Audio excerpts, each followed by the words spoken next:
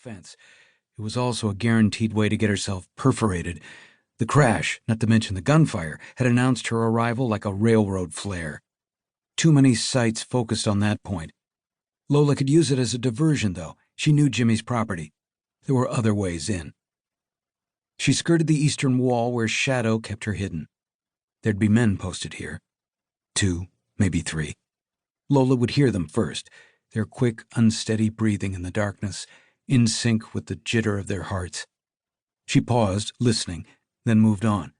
Tony, another Tony, Marconi, stood sentry midway down, trying to look everywhere at once, not trusting his peripheral vision, his hearing, his instinct. Tony M. was a 28-year-old brute with a skull as tough as quartz. He had black belts in judo and taekwondo. Lola could drop him with a bullet, but a bullet would betray her location. She had to strike silently. Timing her movement, Lola hit him like rain, first across the right wrist, disarming him, then with a punch to the throat that disabled his vocal cords. She brought him down with a low kick that exploded his kneecap. A fourth strike, delivered with bewildering force and precision, snapped his neck like wet bark. Lola took a breath and felt the blood rushing through her body. She waited a minute for it to slow. There were shouts from beyond the wall, Jimmy's men on alert, panicked crows with semi-automatics clutched in their trembling claws, and the throaty, wheezy snarl of Doberman pinschers.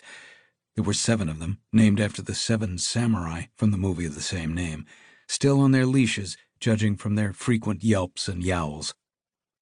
She imagined Jimmy with his hands nervously flexing, stealing glances out the window, a bluish vein ticking in the hollow of one temple.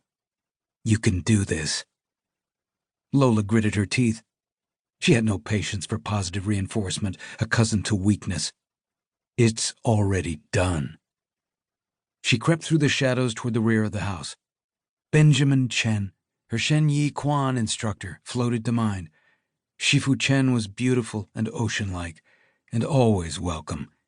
Lola once asked him, appealing to his passion for metaphor, how to stay dry when caught in a storm.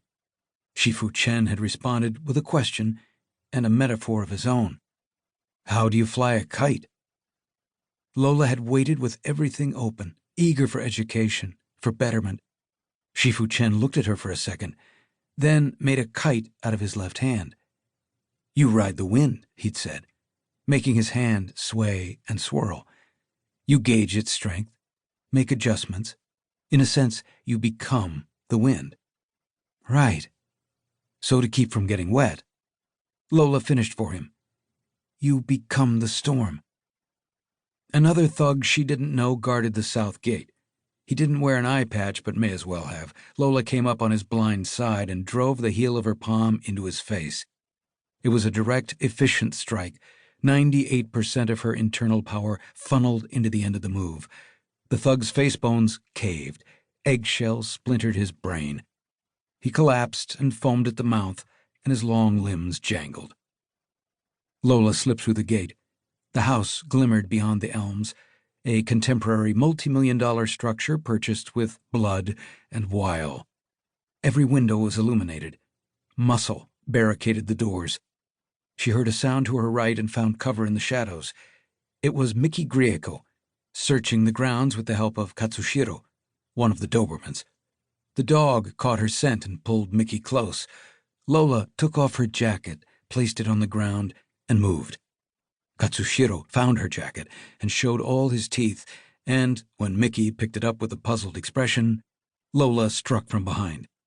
Miki died quickly, but Katsushiro took longer. She strangled him with his own leash.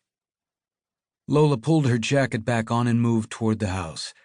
She had sent a message through Carver City's grimy underbelly, using call girls and boot blacks and crooked cops, but also painting it across the exterior walls of the Steel Tiger, where every mobster and degenerate was certain to see it.